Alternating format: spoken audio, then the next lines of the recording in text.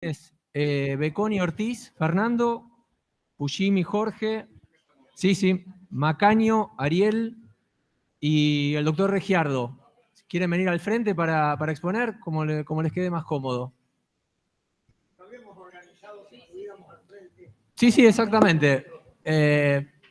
Bueno, como les decía, vamos a empezar con el bloque 2 de esta comisión 3. Mi nombre es Pedro Sánchez Herrero, yo estoy en sustitución del doctor Curá, que no pudo venir por motivos personales. María Cesaretti es aquí la secretaria. Vamos a tratar de vamos a cumplir estrictamente con los tiempos. Le pido que por favor sean respetuosos de las exposiciones de los demás. Bueno, entonces, Beconi Ortiz Fernando, ¿se encuentra? Fernando Beconi no está, llega mañana. Bien. Bueno, entonces vamos a empezar con la ponencia del doctor Jorge Fushimi y del doctor Efraín Richard, titulada Sobre financiamiento de las cooperativas de trabajo en la ley concursal. La podrán ver en el tomo 4, página 245 y siguientes. Aquí hay un micrófono. Bueno, como todas estas cosas hay que hacerlo muy breve. Las cooperativas de trabajo están muy publicitadas, pero muy mal apoyadas. Particularmente lo vemos a esto en los concursos, donde queda como resabio de una empresa inviable, se la dejan a los empleados y le traspasan el problema al Estado para que con subsidios haga la apariencia de viabilidad. Señores, hay un punto central que en la Argentina todavía dudamos en ello, pero en la Comunidad Europea del 2019 es claro, la empresa no viable hay que liquidarla lo más rápidamente y reubicar eventualmente a los empleados.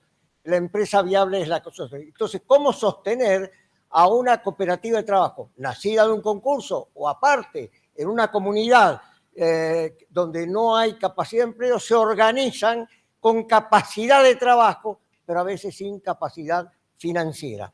Y hay dos negocios que, sobre todo desde el año 15, están claramente disponibles, estaban antes, desde el 2007 lo venimos sosteniendo con Jorge Fushimi en el anterior Congreso de Derecho Societario, que es el negocio en participación y el préstamo participativo del artículo 1531.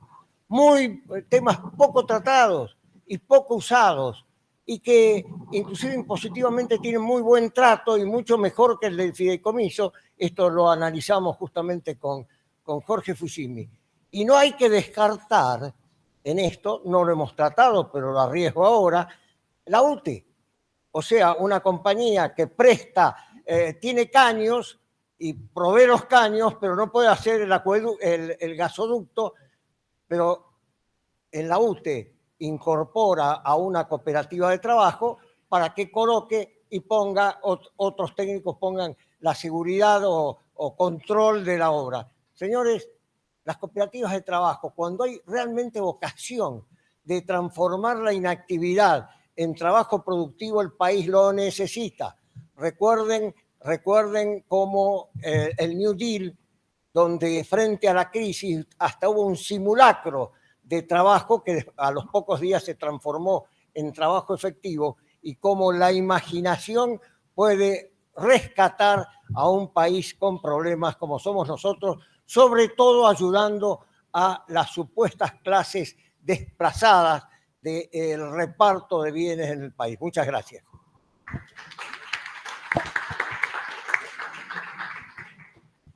Bueno, a continuación, la ponencia del doctor Ariel Macaño. ¿Se encuentra el doctor? ¿No? ¿No está? Entonces, vamos a pasar a Roberto Regiardo.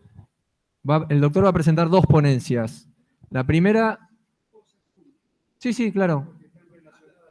Exactamente. Va a tener 10 minutos para exponerla porque son dos.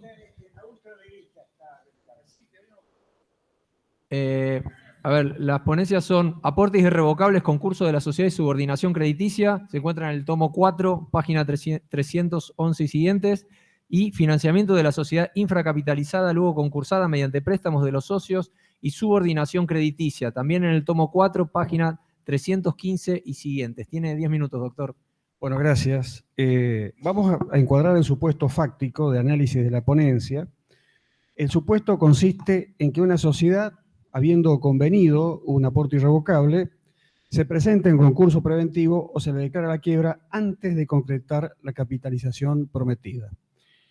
Yo creo que estos son los supuestos en los cuales develar la naturaleza jurídica de un instituto va más allá de lo académico, porque tiene importantes consecuencias prácticas, inclusive más allá de la capitalización. Si bien hay importante doctrina que le asigna efectos creditorios, es decir, la considera al aporte irrevocable un préstamo, comparto la mayoría de la doctrina que considera de que tiene la misma naturaleza que el aporte del socio, el aporte de capital, más allá del nombre y de la metodología que se aplique. Es decir, el interés común de las partes es que el aportante haga efectivamente un aporte, es decir, que corra el riesgo de la actividad social, que no tenga asegurado, es decir, que sea eventualmente una renta de riesgo. La diferencia del préstamo, sabemos cuál es, el préstamo que el socio también puede aportar, pero, perdón, el socio puede efectuar préstamo. Esto está fuera de toda discusión. Lo que acá estamos develando es que en el acto del aporte, es decir, en el convenio del aporte, la asunción de riesgo es totalmente distinta y distintos son los resultados. Esto genera, digamos, esta calificación del aporte como aporte, valga, perdón, la redundancia, tiene la consecuencia práctica de la subordinación, es decir, del desplazamiento por parte del aportante respecto a la comunidad de acreedores en caso de concurso o quiebra de la sociedad a quien se le hizo el compromiso. Bueno, ya sabemos todas las normas de la ley de sociedades, en honor a la brevedad las voy a omitir, por las cuales se produce esta subordinación o este desplazamiento. Creo que lo más destacado se produce en el momento de la liquidación, cuando el socio, su cuota de liquidación queda desplazada por la previa atención de los pasivos de la propia sociedad. Entonces, vamos a ver los distintos casos que estoy planteando. El primer caso es que se celebró el acuerdo, pero no ha tenido principio de ejecución a la fecha de corte, es decir, al día de la presentación en concurso o día de la declaración de quiebra. O sea, están pendientes tanto efectuar el aporte como la decisión social de reconocerlo como aporte. Por este caso, yo creo que resultan de aplicación los artículos 20 del concurso, en el caso de concurso preventivo, creo que es un supuesto de prestaciones recíprocas pendientes, por tanto, en caso de quiebra sería aplicable el 142, inciso 3 y el 143. El segundo caso es en el caso que se celebró el acuerdo, se efectuó el aporte irrevocable, es decir, los fondos ingresaron a la sociedad, pero aún no se ha formalizado la decisión de la sociedad de aumentar el capital con la asignación de las participaciones respectivas. Yo creo que en ese caso el aportante tiene derecho a verificar su crédito por los fondos, tiene un derecho a la percepción de devolución de los fondos entregados, pero en este caso su calificación es como subordinado, porque no pierde la naturaleza por el hecho de que haya fracasado el proceso o el íter que lleva a la capitalización del aporte. El tercer caso tal vez es el más complicado. ¿Por qué? Porque es el caso en el cual se celebró el acuerdo, se hicieron los aportes, la sociedad tomó la decisión de capitalizar, pero las participaciones no fueron efectivizadas. Es decir, ahí también creo que hay un derecho creditorio en favor del aportante, ahora acreedor, pero esto no deja de ser un crédito subordinado. Es decir, el hecho de que tener un derecho creditorio en el cual se ha transformado el aporte frustrado no significa variar su naturaleza, porque sigue siendo un aporte y por tanto debe estar subordinado. Esa es la primera ponencia. La segunda ponencia, obviamente vinculada con la anterior, por lo cual me va a ahorrar algunas consideraciones, es el tema del préstamo efectuado por el socio a una sociedad infracapitalizada que posteriormente se concursa. Bueno, también en honor a la brevedad voy a omitir, porque creo que todos sabemos de qué estamos hablando cuando hablamos de infracapitalización. Coincido con Jorge en alguna algún intercambio que hemos tenido con motivo de un libro, que mejor es hablar de infrapatrimonialización, aunque sea más difícil decirlo. Ah, perdón, es de Hugo, es cierto. Y coincido totalmente. Bueno, yo creo que en estos casos, en caso de infracapitalización de la sociedad, aún los verdaderos préstamos, no estoy hablando de aportes, aún los verdaderos préstamos deben revestir la calidad de subordinados. ¿Por qué? Porque el deber del socio frente a la infracapitalización de la sociedad es hacer aportes.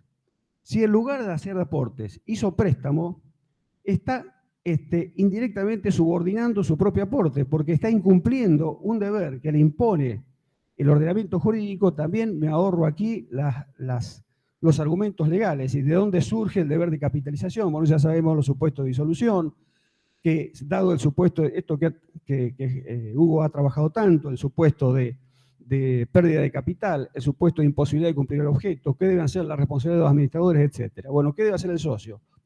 Aportar. Si en lugar de aportar hizo un préstamo, ese préstamo debe estar subordinado al del resto de los acreedores que no están, obviamente, en la misma situación. ¿Por qué? Porque él lo cumplió. Él lo cumplió con el deber que tenía. Abreviando, se plantea alguna situación un tanto, en la ponencia inclusive se está citando jurisprudencia que avala lo que estoy diciendo. Se plantea alguna situación cuando está ese préstamo del socio, tiene garantía real, porque inclusive el proyecto 2019 dice que los préstamos de los socios están subordinados, pero hace la excepción cuando tiene una garantía real. Yo creo que esto no es correcto. Yo creo que aquí el préstamo debe asimilarse al aporte y el aporte no se puede garantizar. Es decir, sabemos que el artículo 13 de la Ley de Sociedades, la devolución de los aportes no se puede garantizar, sería una cláusula leonina, una cláusula nula, menos aún con garantías reales. Por tanto, creo que aún cuando el préstamo del socio esté garantizado con una garantía real, debe calificárselo como subordinado. Nada más, creo que cumplí adecuadamente con el tiempo. Gracias. Bueno, muchas gracias. No sé si llegó el doctor Ariel Macaño, ¿no? Bueno, entonces vamos a abrir el debate. Si quieren anotarse, la doctora Barrau, Alicia Pereira, doctor Richard,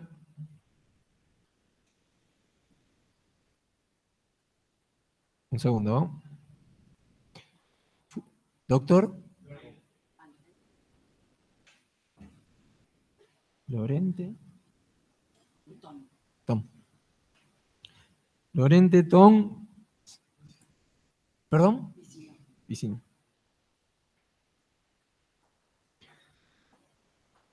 ¿Allá atrás?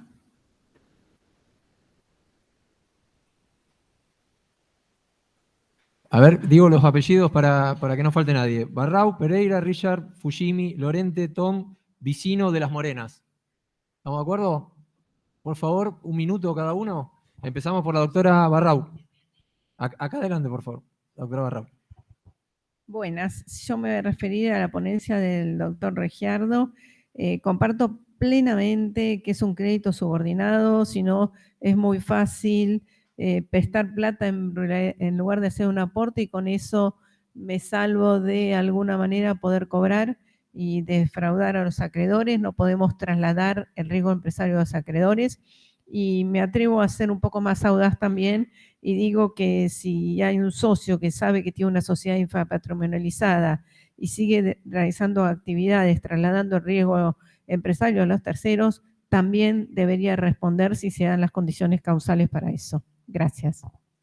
Bueno, muchas gracias. La doctora Pereira. Bueno, yo la verdad que cada vez que se habla de cooperativa me pongo contenta porque me da mucha pena de que precisamente la figura de la cooperativa sea no sea utilizada cuando en realidad en el resto del mundo, como dijo Efraín, la cooperativa hasta tienen astilleros, tienen barcos, tienen, son grandes empresas. Yo tuve la suerte de participar de la experiencia Mondragón en el País Vasco y les puedo asegurar que es maravilloso. Ahora bien, ¿por qué la cooperativa está mal vista? Pienso porque se le tiene miedo, porque se la desconoce, porque está teñida de alguna ideología y porque también efectivamente no es lo mismo armar una cooperativa. Los trabajadores, como ocurrió en Rosario, de una empresa como es Justicia, como es de acá de Córdoba, con que se intentó en el concurso de la empresa Al Detalle que fabricaba ómnibus, se intentó hacer una cooperativa. ¿Qué pasó? No le tuvieron confianza, entonces los proveedores no le dieron financiación a los trabajadores y fracasó rotundamente por falta de confianza, por falta de financiamiento. O sea, la cooperativa es una buena figura para solucionar la situación de insolvencia. No es aplicable a todo el mundo, por supuesto, no es aplicable a todas las situaciones, pero nosotros vemos en los pequeños concursos que a veces fracasan y van a la quiebra a raíz del crédito de la FIP. Si supieran a tiempo, y a FIP hablo aportes y contribuciones. La cooperativa no tiene aportes, no tiene contribuciones. ¿Por qué el empresario no advierte en un momento determinado que puede conformar una cooperativa? Bueno, yo quiero que se revea esa situación, porque esa situación disminuye el costo laboral. Y voy a estar en total desacuerdo con Regiardo. Y ya que él puso la casuística, yo voy a también poner casuística. Un concurso preventivo. Se dispone la continuación de la explotación o sea, normalmente se dispone la continuación de la empresa y la empresa necesita financiamiento. ¿Qué pasa con el financiamiento autorizado a otorgar por un acreedor dentro del concurso para una eventual quiebra? Tiene el máximo privilegio. En la quiebra tiene el máximo privilegio porque se le da financiación. Si constituye un derecho real, también tiene el máximo privilegio. Y entonces, en otras legislaciones, el aporte del socio con la finalidad de superar la insolvencia en el concurso es premiado, no es castigado. Entonces yo no creo que haya una falsa dicotomía entre el derecho de los acreedores y la posibilidad que tenga el propio deudor de una sociedad en tratar de superar la insolvencia. Gracias, no doctora. la superó, Doctora. Bueno, pero creo que no puede ser, o sea, sería un castigo, porque en un concurso ningún socio aporta nada porque precisamente es subordinado. Gracias. Vamos a pasar al doctor Richard. Las tres participaciones que hemos escuchado, Regiardo, María Barrao y Alicia Pereira, nos llevan al tema de una teoría general de la responsabilidad de las relaciones de organización en dificultades. Señores, hay que reconstruir este tema y particularmente partiendo de otras normas vinculadas a lo que vos has armado, que es las causales de disolución como normas imperativas que imponen como solución las del artículo 96, que son opciones imperativas, capitalizar o liquidar. Las capitalizaciones pueden ser múltiples. Los aportes irrevocables previos para tratar de encubrir la situación de inviabilidad de la sociedad, que no asume el problema frontalmente. Hemos tratado, ya van a ver en otras ponencias, suscripción preferente, etcétera, etcétera. Llevan a un tema, lo señaló María Barrao, de responsabilidad inclusive, porque el artículo 99, que nadie cita, genera la responsabilidad solidaria de los administradores cuando está acreditada una causal de disolución, o sea, una situación o de cesación de pagos o de insolvencia. Ahora, salvarla ya cuando está en ese problema, si realmente se la salva y se la pone en viabilidad a la sociedad, estoy de acuerdo con vos, pero estoy de acuerdo con Regiardo que si eso no se ha solucionado y se intenta contra la opinión de la Comisión Joe Winter, que dice el riesgo en el concurso de una persona humana es de los acreedores. El riesgo en el caso de una persona jurídica es de los socios, como señalaron ayer en el análisis de la Comisión Argentina, Manóvil y los restantes. Muchas gracias. Muchas gracias, doctor. Ahora va a hablar el doctor Fujimi. Muchas gracias. La pregunta que subyacía en gran parte de lo que trabajábamos es ¿qué hay debajo del ropaje jurídica cooperativa? Es decir, a veces tengo la duda de si nos enamoramos de la figura jurídica o si nos enamoramos de lo que subyace atrás.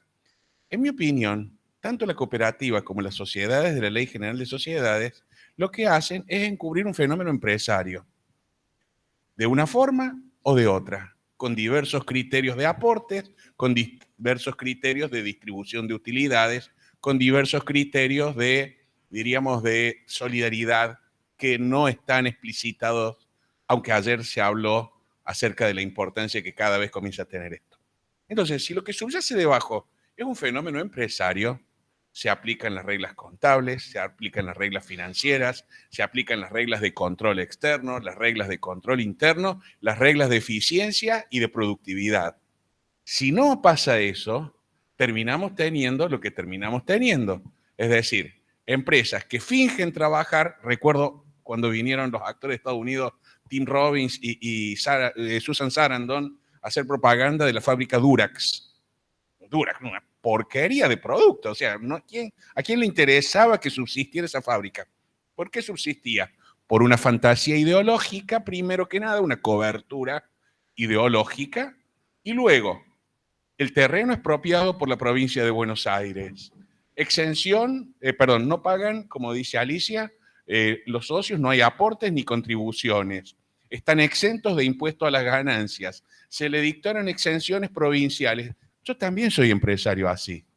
Así también produzco cualquier porquería y así en un mercado secundario.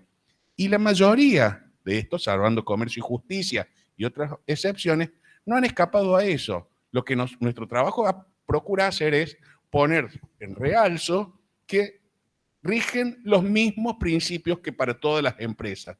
¿Nos gusta el formato jurídico? Claro que nos gusta. Y por eso pues, trabajamos sobre él, nada más. Muchas gracias.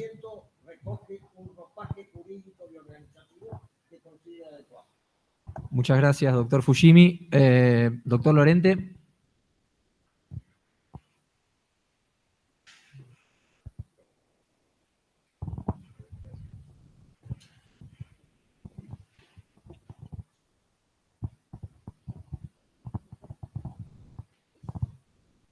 ¿Qué tal? Buenos días para todos. Un breve comentario respecto del trabajo de Jorge Fujimi y Hugo Richard. Voy a discrepar en lo general y coincidir plenamente en lo particular. Para no enemistarme con los anfitriones, voy a empezar por la parte que coincido plenamente. El financiamiento de las cooperativas de trabajadores, y sé que es políticamente incorrecto hablar mal de las cooperativas de trabajadores, es un espanto. La opacidad con que se financian directa o indirectamente, y esto está muy bien descrito en la ponencia, hace que a partir de eso esté todo mal. Por supuesto que no paguen impuestos, por supuesto que no paguen cargas sociales, y esto arrastra el problema que, como no tienen capital de trabajo, no son verdaderas empresas, languidecen miserablemente durante años, no se liquidan los activos en perjuicio de acreedores de igual o superior rango. Y cuando digo acreedores de igual rango, acreedores laborales, aquellos que o no forman parte de la cooperativa, trabajadores que no forman parte de la cooperativa, o ex trabajadores, acreedores laborales. Lo que no voy a estar de acuerdo es que sea una decisión contundente la cuestión de la viabilidad empresaria para la apertura o no de ciertos procesos concursales.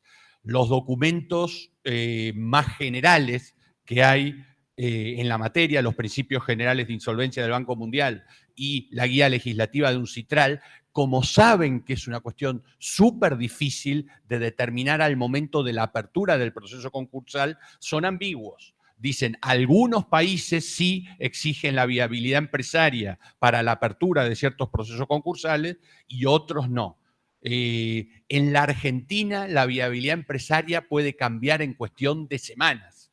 Cambia la política cambiaria y una empresa que no era viable pasa a ser viable. Lo que sí no puedo dejar de mencionar y que estoy de acuerdo es que si una empresa ya está en quiebra y se va a decidir la continuación de la explotación de la empresa en quiebra, sea por el síndico en los términos del 189 o sea por el juez en los términos del 191, nunca podría ser solo el pedido de la cooperativa de trabajadores el fundamento para continuar si la empresa es económicamente viable. Porque está en quiebra. Eso ya no hay duda de que es económicamente difícil que sea viable.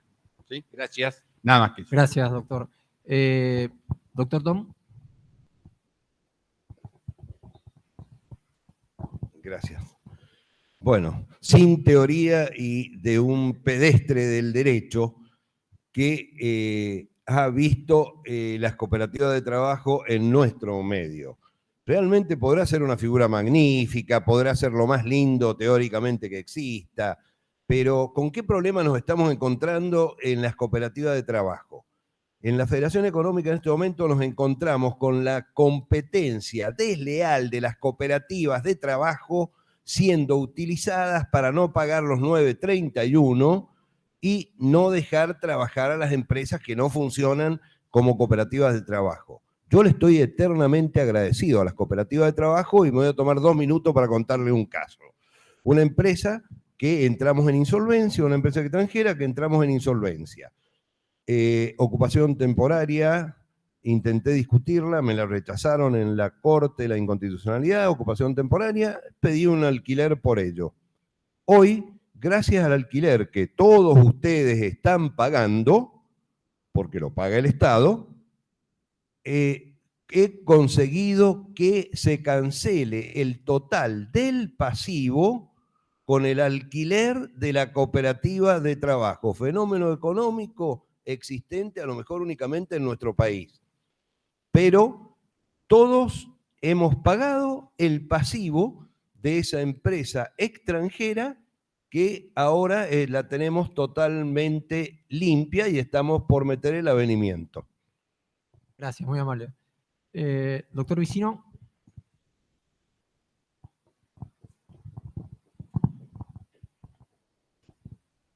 Rápido, hay la verdad que hay 1000 temas interesantes. Respecto a la cooperativa de trabajo, hay un par de temas, no me quiero extender.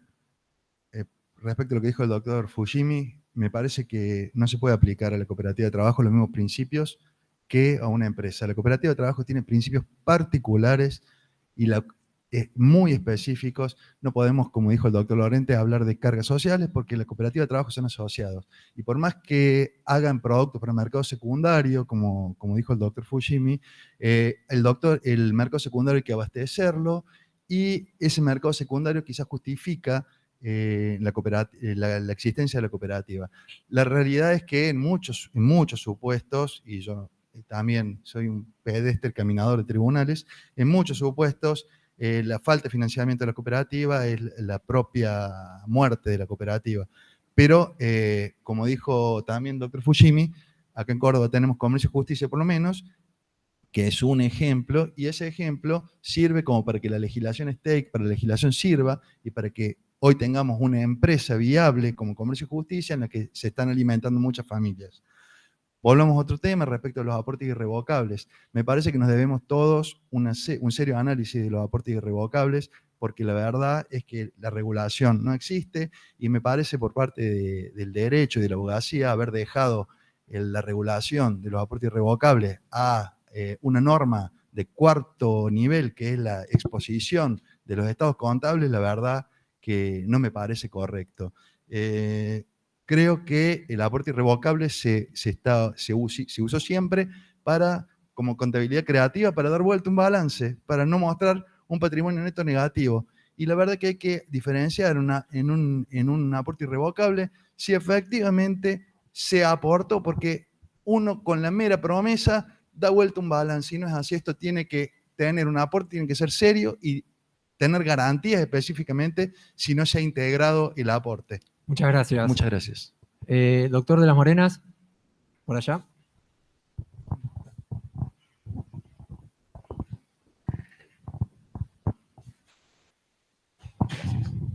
Bueno, buen día a todos. Algunas consideraciones sobre las ponencias. Primero voy a empezar por la cooperativa.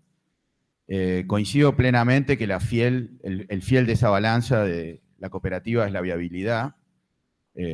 Al igual que muchos acá, soy un asiduo partícipe de procesos concursales y tenemos de todo en Mendoza. Yo vengo de Mendoza, tenemos de todo. Cooperativas exitosas, algunas pocas, y la mayor parte cooperativas que subsisten merced al aporte estatal de diferentes maneras.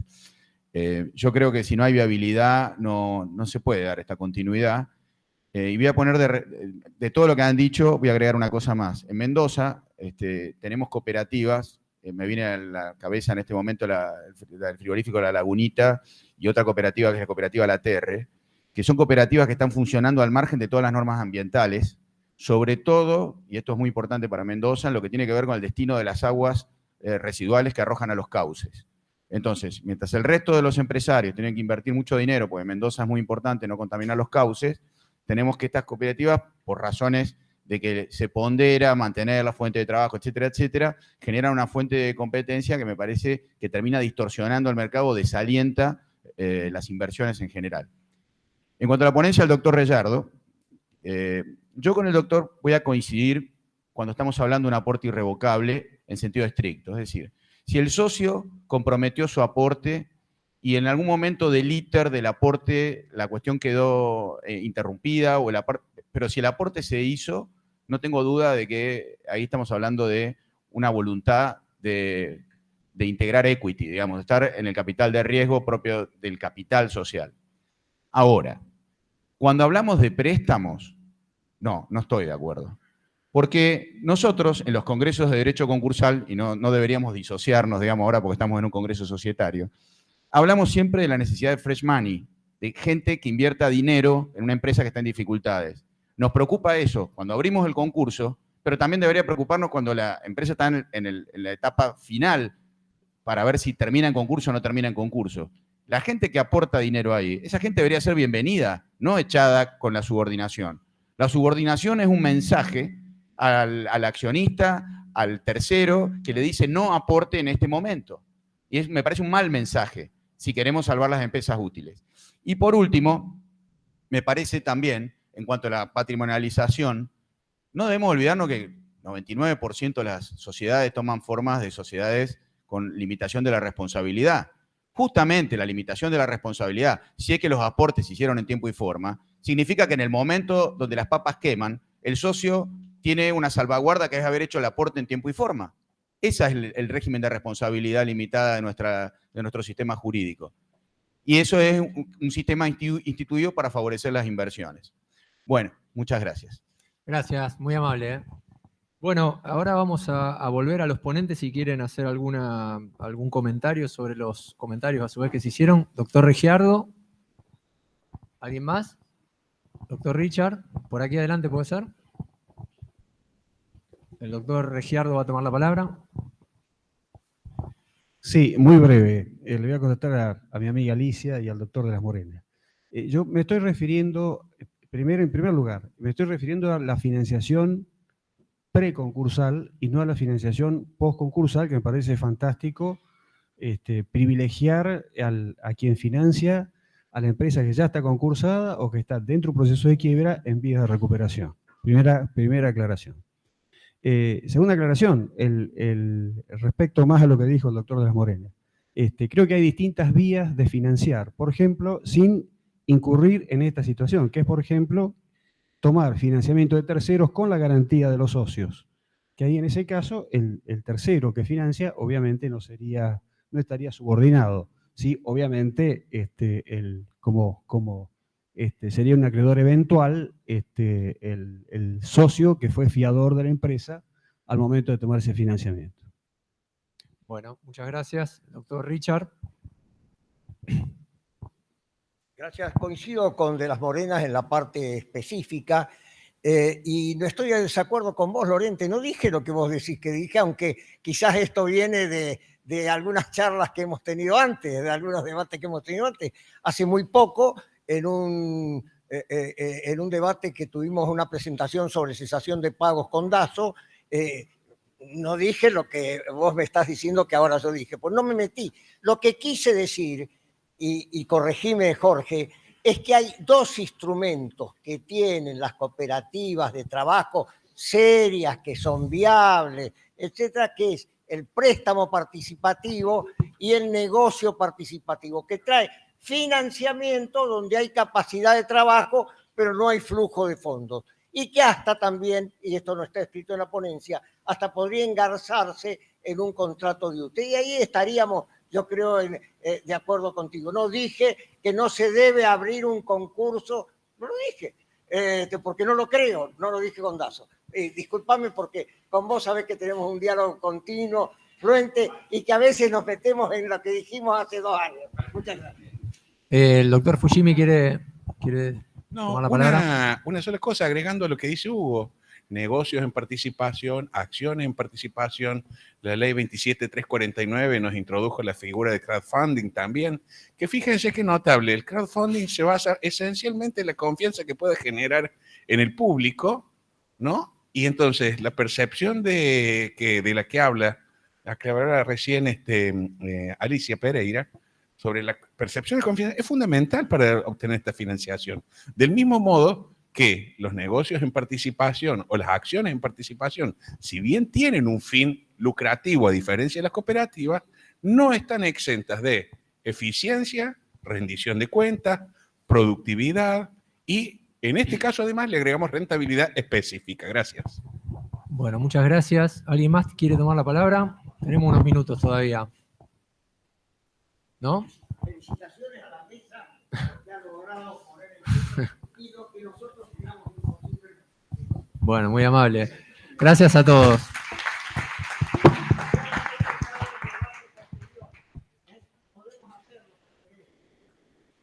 Hablamos ahora y después parece diálogo abierto si tenemos.